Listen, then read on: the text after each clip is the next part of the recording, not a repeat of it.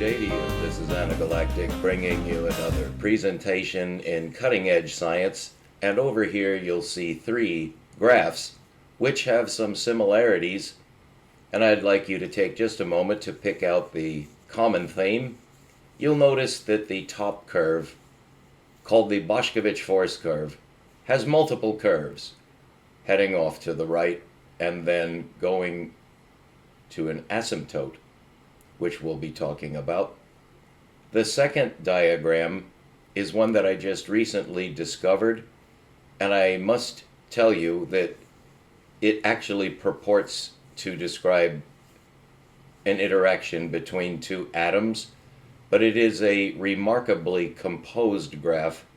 You'll notice it only has two curves, unlike the Boschkovich force curve, which essentially comes in and goes up and then down, and it's a roller coaster ride. But this second one only has one curve above the line followed by a curve below the line.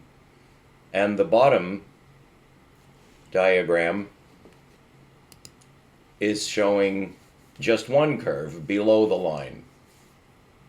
Now, it's the middle one that I have recently given a couple of video presentations to describe it.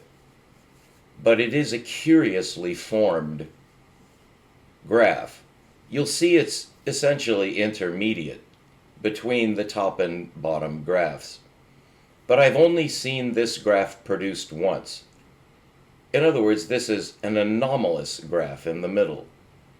I honestly can't say, because I have not done an exhaustive search, but it would be a bit difficult to track down, I think. At least I've conceived it as such, where would this graph appear in science? What is it attempting to show? What it says in the article is that it shows a relationship between two atoms. This apparently is a coincidence. Right to left, the upper curve is indicated to be electrostatic repulsion, the force relationship, for instance, between two protons. It is showing the curve of electrostatic repulsion. The force relation inverts and goes below the line where it becomes attractive force between two protons. So even though it's labeled as what's going on between two atoms, it also perfectly describes what's going on between two protons. But I have never seen a force curve for two protons that looks like this. This caused me an inordinate, although necessary and important, amount of discomfiture because the second curve, which is labeled nuclear attraction, is indeed the bottom graph. You see that just dips below the line and then goes up. And I'd like to begin with that graph and then finish on the top graph, which is the Boschkovich force curve, one of the most interesting and important graphs ever to appear in quantum mechanics. All the more remarkable that that graph was composed 250 years ago, approximately, and I've done an enormous amount of research into Boschkovich's work for that reason. Here, I would like to quickly consolidate what for me has been quite a process of investigation. The bottom graph is from Wikipedia, and it shows the strong nuclear force. It shows the binding curve, the curve of binding energy, which is actually a phrase that I lifted from John McPhee, who has a short book called The Curve of Binding Energy, which is about subatomic physics. But I find that to be a remarkably attractive phrase. I'm susceptible to this, I fully admit my humanity, and the curve of binding energy just always stuck with me. So that is the curve of binding energy between two protons. So what does it mean? It's very important to have an explanation for any graph or diagram. It's rarely done, although it usually comes out in the text. It's like an equation should always have a paragraph below it that states exactly what that equation says. I've never seen that done. So there's some kind of occult ledger domain working in the background. I'll leave that for your. I don't think I need to go there.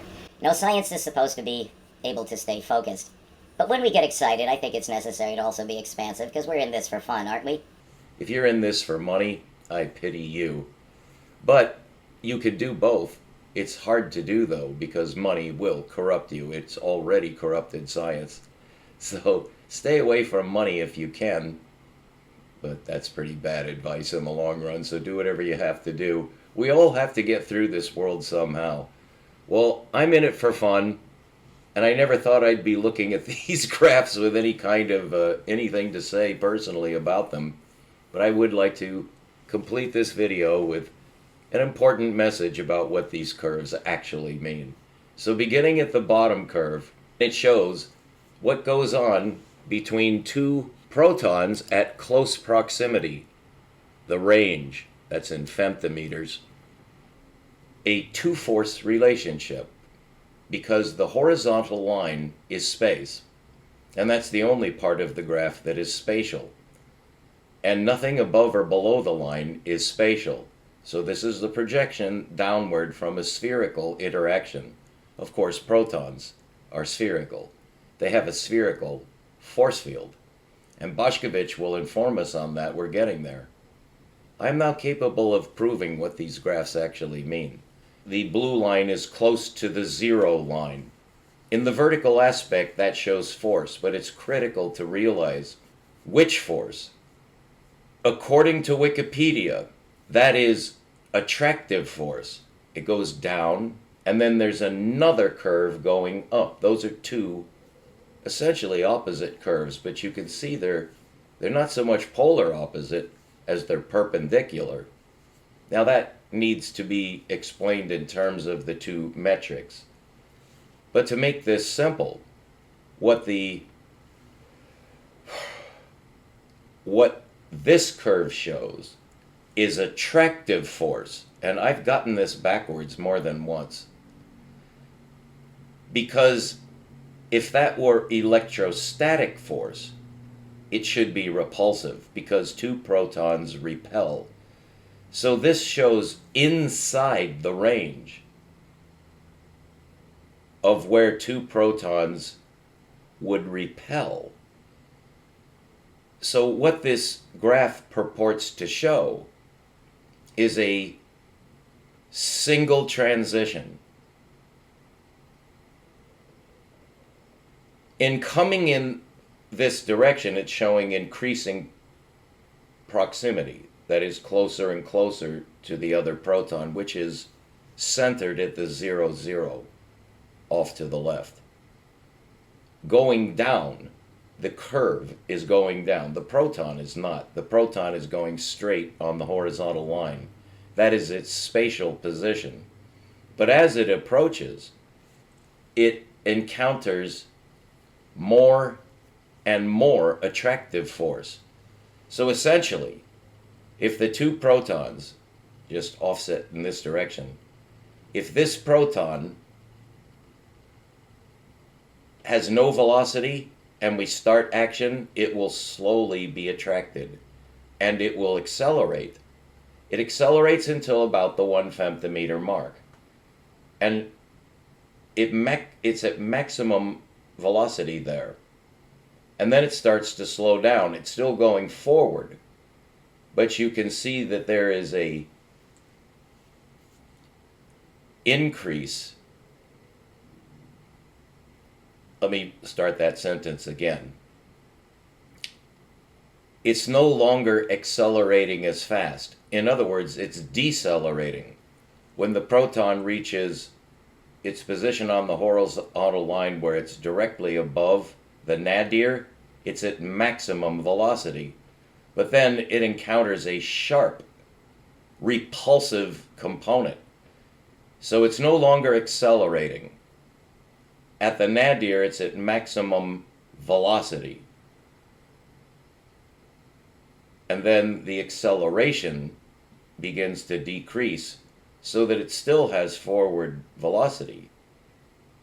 In other words, as long as that blue line is below the horizontal line, there is still attractive force, but it's getting less and less. Until where it crosses the median line, there is zero force. That is, they're in balance. There is no repulsive or attractive force. Or you might say it better, there is an equal attractive and repulsive force relation. That's much better said because of what happens after that. With just an infinitesimal amount of sufficient velocity, that is, still there is some velocity left when it reaches the 1 femtometer mark on the spaceline, it will continue to go forward. But you can see it's less distance required to change the force, which is inverted, and now it's attractive force. This is what Wikipedia says. I've gotten that backwards because I was confusing it with the electrostatic force. But the problem is not with me, although I made it my problem and I made a separate error. But Wikipedia made a severe error. This graph is completely inaccurate, and I'll show you why. The actual force curve is the middle one. I'll always do that, I guess. It's the middle one. Because, of course, the two protons would repel. This shows that they're attracted to each other forever. This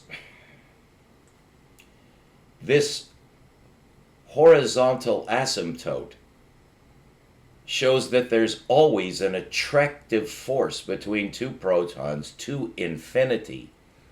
Well, that's inaccurate. And the middle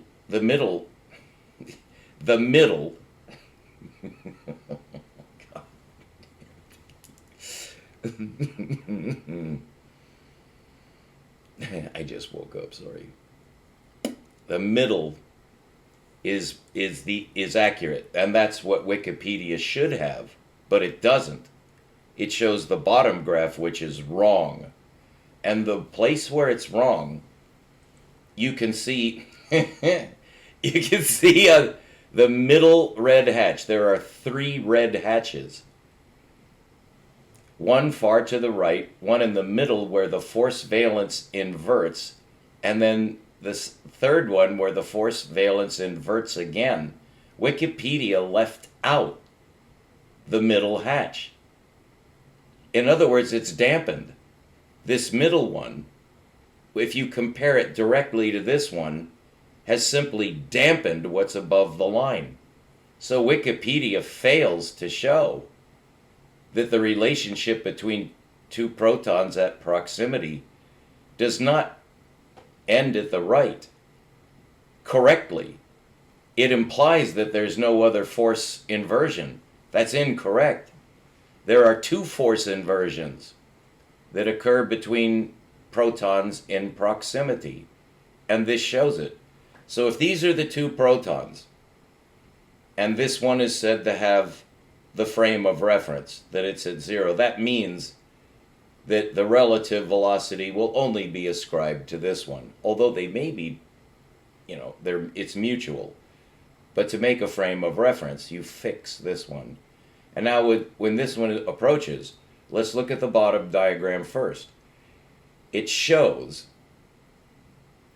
attraction that begins very small, so it's slow acceleration. As the line dips, it increases its velocity. That's called acceleration. And then there's less and less, but it still has attractive force acting on it until it reaches the where it crosses the median line. If it still has relative velocity and it crosses that line, it's attracted. I'm sorry, I did it again. According to Wikipedia, that's a repulsive force that shoots to infinity. And that's exactly the ultraviolet catastrophe translated to the proton-proton relationship. So we're recapitulating the threshold of science in the year 1900, when Max Planck discovered that there is a quantum of transitional energy, that when energy is transferred, it must be done so not continuously. It has to jump. It has to be quantized. And that has disrupted physics. It's completely thrown physics on its head. And it's been a century, closer to 120 years. And scientists cannot solve this problem. You're looking at the solution. There is no quantum jump. That's a major discovery that I made. And I made it on a mistake. A dyslexic error, the same reason I keep pointing. Actually, I did it right that time. That's why I keep pointing at the, yeah, that's what I usually do. It's because it's, I think you know. So we have a major problem depicted on these graphs. The bottom one is a major error made by Wikipedia, who were not responsible for the error. The particle physicists are responsible for this error because they're absolutely confused. Well, here's what they're confused about. The middle diagram, there we're back to normal. The middle diagram shows the true force relationship between two ionic protons. That is, without any electrons involved. The first part of this graph shows repulsion, correct? That's repulsive force. And it increases so that at the maximum, that's the maximum repulsive force. But if the proton has sufficient velocity, it can overcome that. It will be repelled, but that just means it'll slow down. And if it passes the maximum, it will slow down. It'll continue to be repelled, but less and less. And when it reaches, right there, the middle hatch, and it still has sufficient velocity, it is now subject to the strong force, which attracts the proton. But here's where it gets peculiar. Yes, it's being attracted, and then you see, with proximity, it encounters another repulsive force. That I've never seen that written or stated anywhere. That the proton relationship is not correctly depicted with the strong force diagram at the bottom, because it's dampened to infinity, when actually it crosses the median line as the middle diagram shows. That's a major error. That the bottom diagram is wrong and the middle diagram is correct. So we're dealing with two different forces, which was already known. Then why would the strong force be shown the way it is at the bottom? I don't know the answer to that. I can only assume that Wikipedia has just inherited an enormous error, far outweighing my dyslexic errors. But an error is an error. You have to, can't make excuses. My error isn't as bad as yours. It's still an error. But I've corrected it, and that led to a major discovery. So what is the takeaway here that I'd like you to inherit so that you can interpret these graphs correctly? The bottom diagram is wrong. There's just, somebody has got to disprove what I just said. I don't see how it can be avoided. It leaves out the electrostatic repulsive force, which I'm quite aggrieved, because it forced me to make an error, although it really wasn't forced. I just made the wrong decision I assumed that that bottom diagram is showing the overcoming of the repulsive force. That's not what it shows. It shows the overcoming of the attractive force. So here's what happens for real when a proton approaches another proton. Don't forget, the Hadron Colliders are exploring this because they attach a huge amount of velocity to the approaching proton. So we're just going to slow it down. And I'm going to do the dip. This is repulsion, repulsion, repulsion. Correct? No, it's not correct. This is attraction, attraction, attraction. And so when the two protons bind, they bind because their innermost force field returns to repulsive.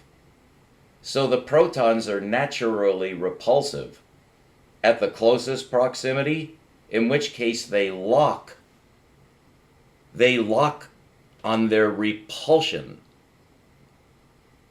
Well, what that what that means is they always naturally repel, because at distance they do repel.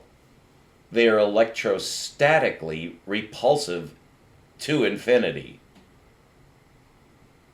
And if this curve at the bottom were simply inverted from repulsive, attractive, repulsive, if you invert that, that's the electrostatic curve. That they're naturally repulsive. Going down is repulsive. But that's not what this shows. It doesn't show that. It shows the opposite. They're attracted. So they're only attracted at mid-range. And only the middle graph shows that the mid-range is the dip. It's where they're attractive. But above the line, they're repulsive twice. At great proximity, they're repulsive to infinity. But then if they get close enough, they attract. And then they stop attracting and repel again. That is not shown on the bottom diagram. And that's a major error in physics. Now, I don't say that has propagated. Perhaps, simply this diagram needs to be adjusted. But no, it's well beyond that. This bottom diagram is repeated in innumerable places as if that were the actual curve. It's not. What it does show, if you wanted it to, is at such high velocity, as in perhaps a Hadron Collider, that the curve above the line here is dampened, that it just speeds right through without experiencing any attractive force. And so here it's speeding through. Well, it's speeding to its maximum attraction at the nadir of the bottom graph. That's its maximum attraction. And then the repulsive force takes over, so that when two protons bind, the interface between them is their mutual repulsive force. Now what that indicates is there is still another curve. And that was my discovery of the shell system of the proton. That the inside of the proton has a structure that was never surmised. There are more than one of these curves between two protons at proximity. The bottom one only shows the final repulsive relationship. The middle one shows that there's a transition from repulsion to attraction to repulsion. Now we go to the top. Now we go to the top graph. This shows what is now conceded to be the Bohr atom electronic shell system. So those humps are where the electron encounters alternately repulsive and attractive force. Okay. What I want to point out is that is also the correct curve for two protons inside the quantum limit. And it hasn't been seen yet. I just showed it to you. That top force curve describes the electron-proton relationship, but if you invert the valence, it shows the proton-proton relationship. That's the greatest discovery in the history of subatomic physics in 100 years. I need to have this debunked. I've gone to Dr. Dave and requested Dr. Dave, who is a professional debunker, and he just got done debunking Sabina Hassenfelder, and I'm glad he went light on her. He gave her due credit for what she does correctly. But he's a professional debunker. He takes care of nuts like me. You know, I'm equivalent to a flat earther now. There's no possible way in God's green hell that I've made a major discovery in subatomic physics. But I believe I have, so somebody needs to disprove me. Otherwise, I will become megalomaniac. That's the danger. So it's a cry for help. Please help me. Please debunk what I've discovered. It's not what I intended when I exposed this new spherical geometry to the world. So far, the world is uninterested in a new geometry that explains physics, but I had no idea that it was going to explain physics when I started. It just does. And I guess this is either very good for me or it's just another nail in the coffin of another nut just out there just trying to do science without any accreditization or realization of reality at all. Well, I'm happy, but you know, obviously I'm not until someone says something. You're right, you're wrong, we don't know, but we're looking at something. So come run to the aid of one of your herd that's an outlier and is about, to be pounced on by the predators. Try to make it dramatic so you feel my emotion. Isn't that wonderful that we can share science together this way? Well, stay tuned. Keep looking up. Thank you for tuning in. It means a lot to me. Start leaving some comments. God, you're full of crap. Even that, a kid who gets no attention will seek to get attention, even it's, getting a slap on the head. Because that's better than being ignored. And don't forget, I just woke up. And yes, I do need a haircut. Look at those eyebrows. When I was married, my wife said, Scotty, let me clip your eyebrows. I was like, she's the only human I ever let clip my eyebrows because whatever she wanted was fine. So I will get a haircut soon. Wow. Well, I hope you're entertained. That's not what this is about, but it kind of is, isn't it? All right, stay tuned. We'll be right back. I'm going to go to the street market and get some goodies. Something yummy, maybe some soup. Some sugar, which I'm not supposed to have. Oh, I don't care anymore. I'm 70. And maybe just made the greatest discovery. Well, we'll see. Stay tuned. Keep looking up. I love you. I know it doesn't show, but I'll force myself to love you. We'll be back.